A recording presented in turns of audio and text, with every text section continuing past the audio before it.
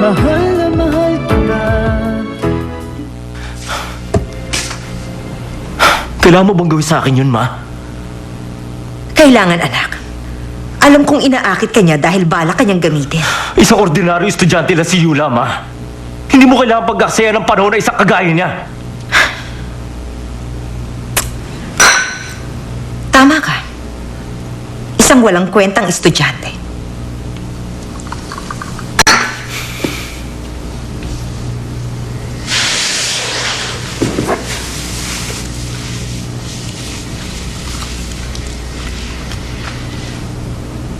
Hindi mo ba nakikita na naaapektuhan ka ng dahil sa kanya?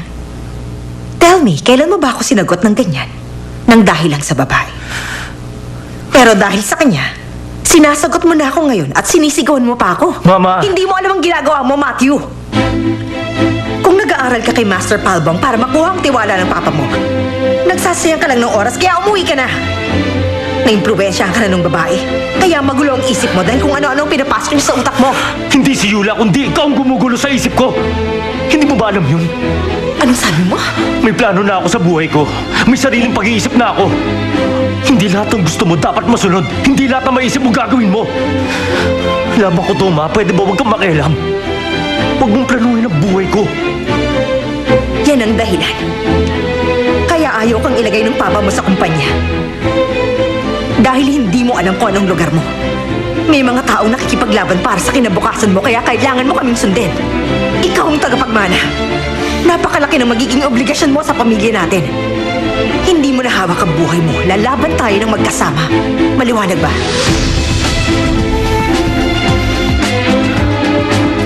Makukuha mo ang para sa'yo. Hindi ako papayag na maging anino ka lang ng iba. Tandaan mo yan.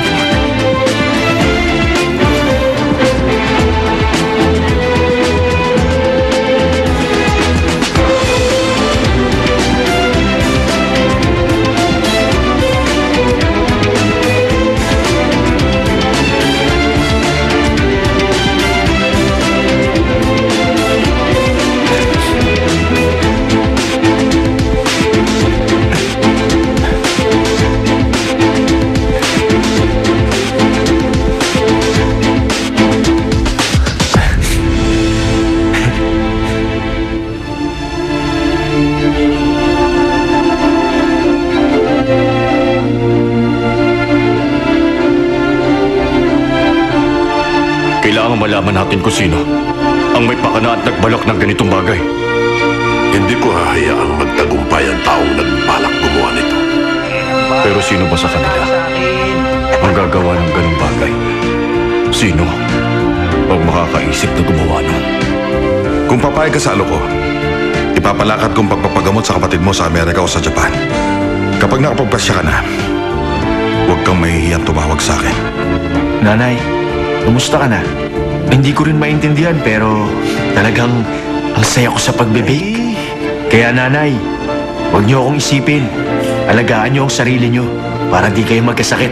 Ibig sabihin, kapag nagpatuloy ang nangyari sa akin, mabubulag ako. Hanggat wala pa tayong donor ng cornea, wala tayong magagawa kundi maghintay. Ihanda na natin ang mga pagsusulit nila. Meron pong malaking problema kay Takbo. Sigurado ko na maraming tao pipilit na hilahin ka pababa. At sasabihin nila sa'yo na wala kang kakayanan. Okay lang po yun sa akin. Dahil ang mahalaga, ako po ang maging Baker King.